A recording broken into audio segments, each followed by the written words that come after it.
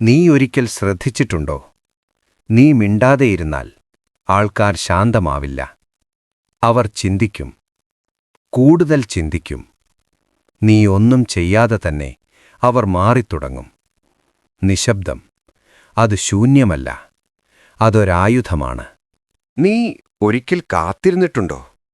ഒരു മറുപടിക്കായി സന്ദേശമയച്ചു, കണ്ടു, പക്ഷേ മറുപടിയില്ല.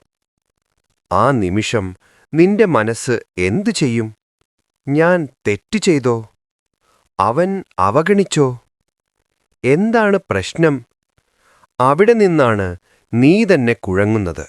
മനുഷ്യന്റെ മനസ്സ് ശൂന്യം സഹിക്കില്ല.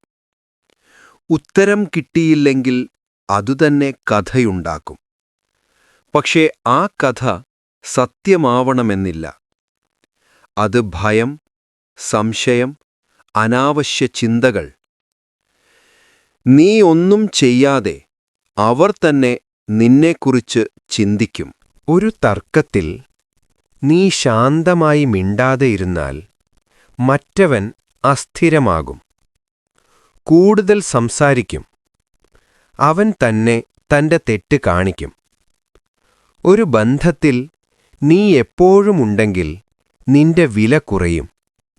പക്ഷേ നീ ചിലപ്പോൾ മിണ്ടാതെയിരുന്നാൽ അവർക്ക് തോന്നും, എന്തോ മാറി. അപ്പോൾ അവർ നിന്നെ തേടും. കുറച്ചു സംസാരിക്കുന്നവരെ ആൾക്കാർ കൂടുതൽ ശ്രദ്ധിക്കും.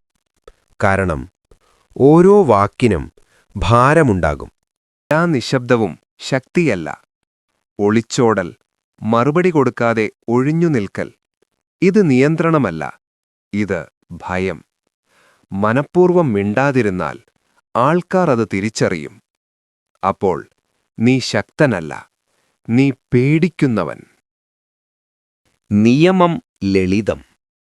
തർക്കത്തിൽ ഉടനെ മറുപടി കൊടുക്കരുത്. സംഭാഷണത്തിൽ ആവശ്യത്തോളം മാത്രം പറയൂ.